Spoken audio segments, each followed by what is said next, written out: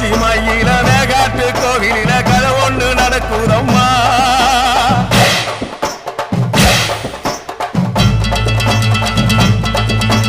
காட்டுப்புலி ஒண்ணு காயம் பட்டு போச்சே காரணம் யார் சொல்லம்மா.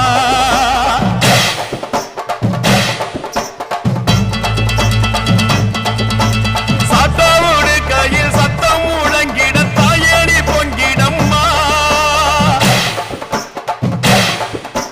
சாத்தாவோடு கையில் சத்தம் முழங்கிட தாயேடி பொங்கிடம்மா. சூளக்காளியே அத்தா தாயே சூளக்காளியே